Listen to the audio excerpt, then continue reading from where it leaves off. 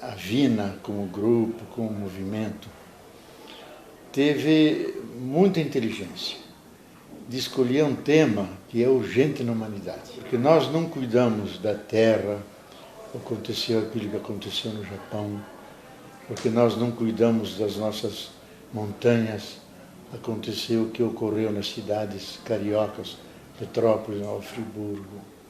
Então o tema do cuidado, ele foi tomado como um tema, não adjetivo, que eu posso acrescentar qualquer palavra, mas o cuidado como uma atitude de fundo, a partir da qual eu fundo novas relações, reinterpreto a condição humana.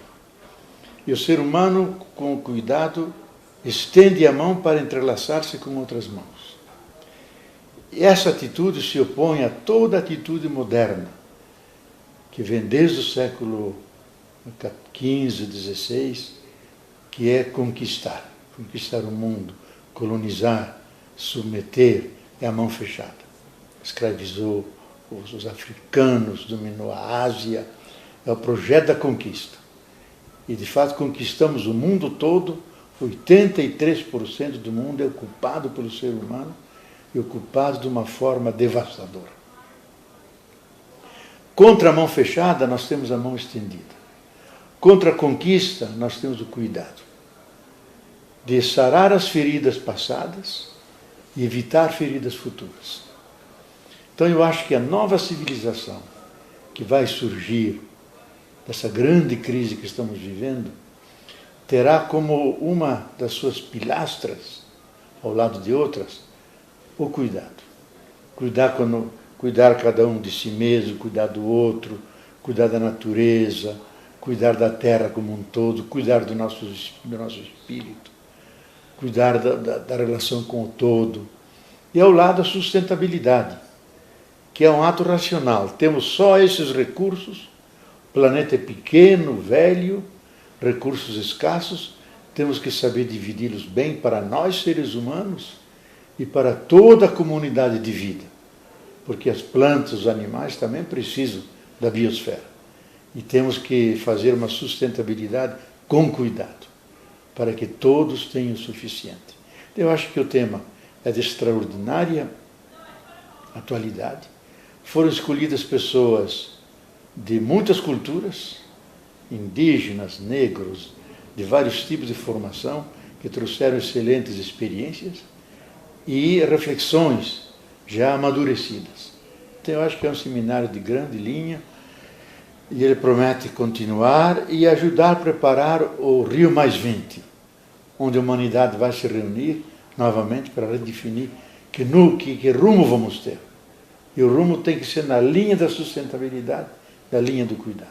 Uma coisa curiosa desse encontro, que houve uma grande convergência na diversidade.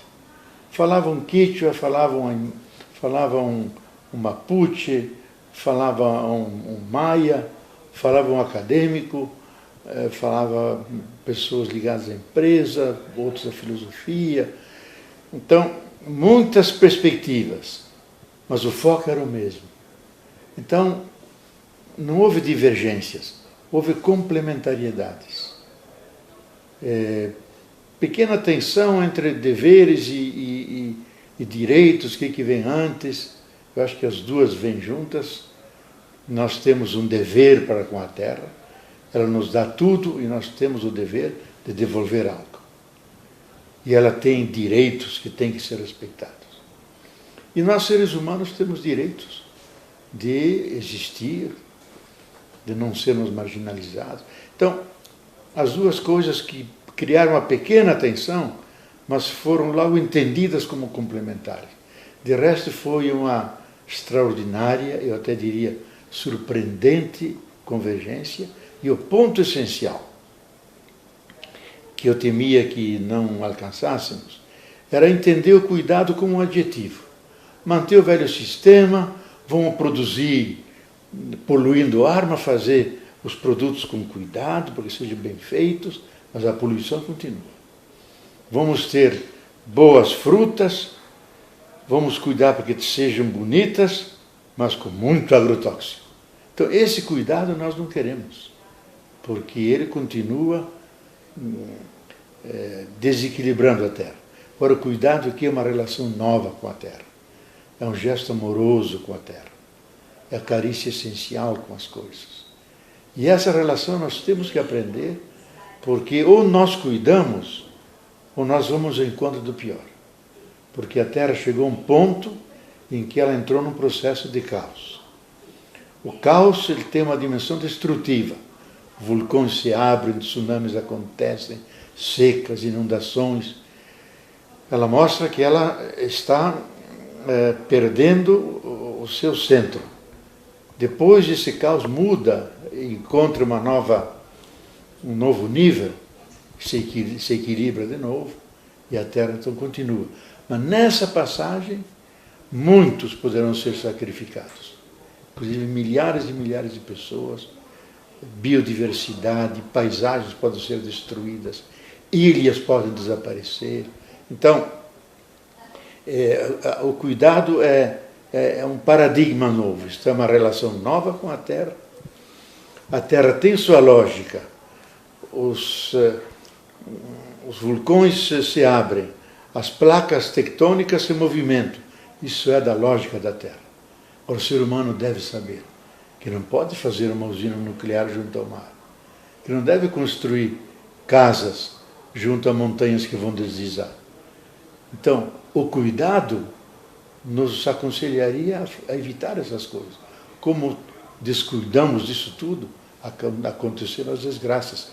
Então, e todo mundo entendeu isso, que se trata de um novo jeito de habitar a Terra, com cuidado, com reverência, produzindo, respeitando a natureza, mas ao mesmo tempo sabendo que ela tem a lógica dela, ela não é má. Ela, como um ser vivo, ela tem seus movimentos. E nós sabemos onde colocarmos a nossa habitação, as nossas cidades, para que elas não sejam atingidas pelos efeitos negativos.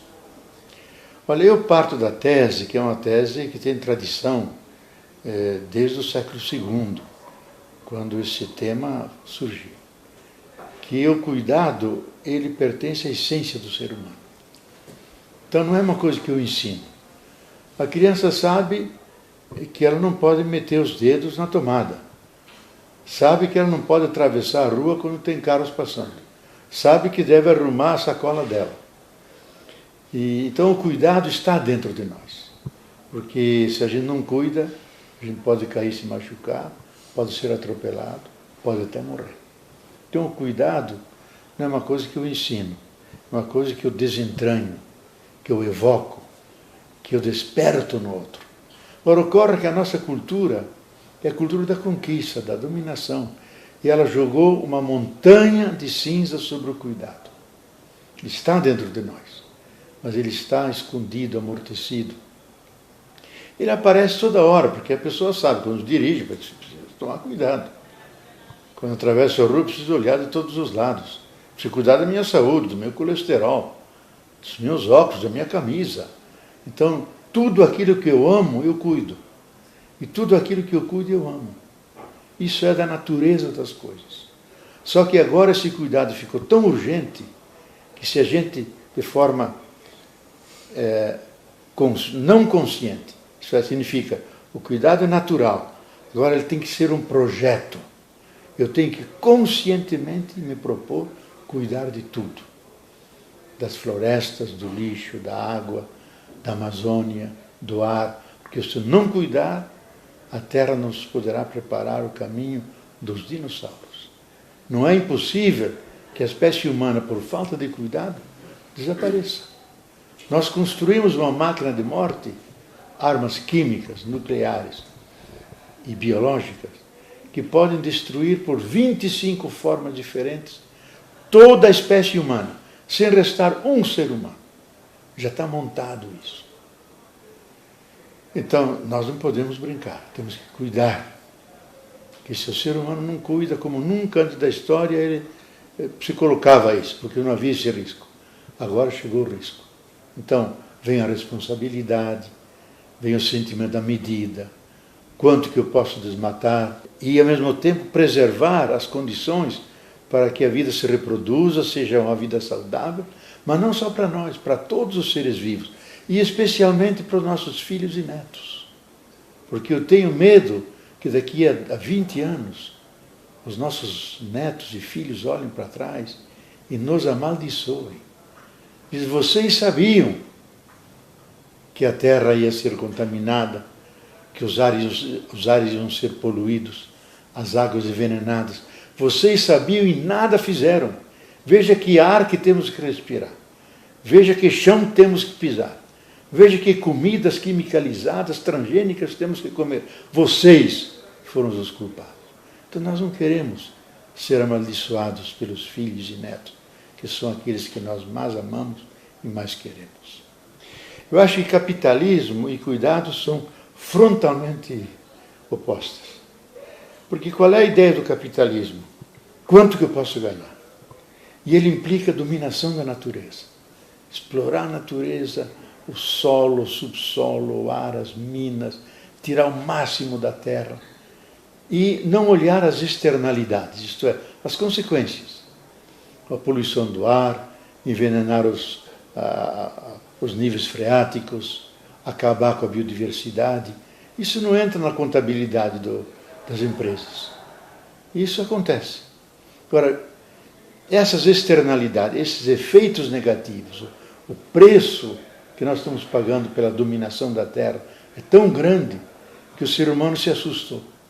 Diz, a Terra se aqueceu, se ela chegar a 2 graus, muitas espécies desaparecem, se chegar a 3, milhões de pessoas vão desaparecer, se chegar a 4, grande parte da humanidade no final do século não terá condição de subsistir.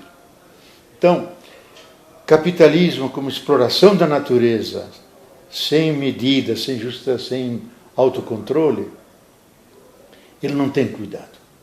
Ele manda o trator, abre estradas, derruba, fecha rios, derruba montanhas, desfloresta.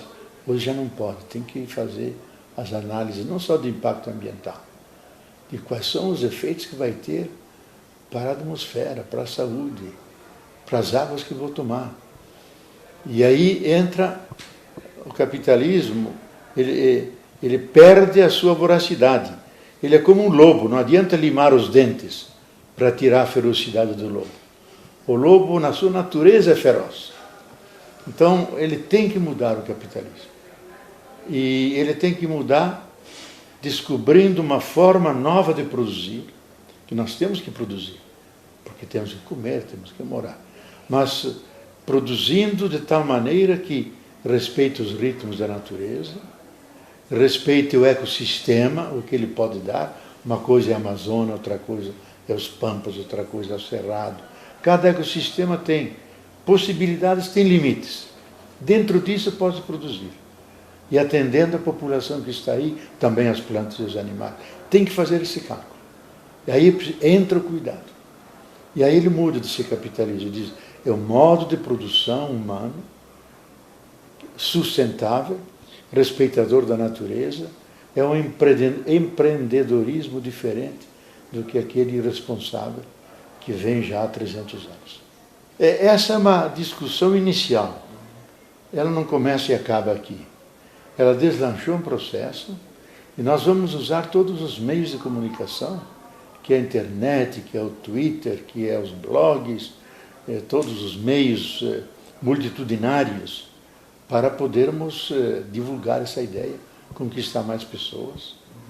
O ano que vem vai ser a Rio+20, uma semana antes vamos fazer um grande encontro latino-americano para colher experiências do cuidado. E sobre essas experiências fazermos reflexões e apresentarmos ao Rio+20. Então vai ser um processo longo, educativo, nas universidades, nos sindicatos, nas escolas, nas igrejas, e especialmente abre um futuro de esperança para a Terra e para a humanidade.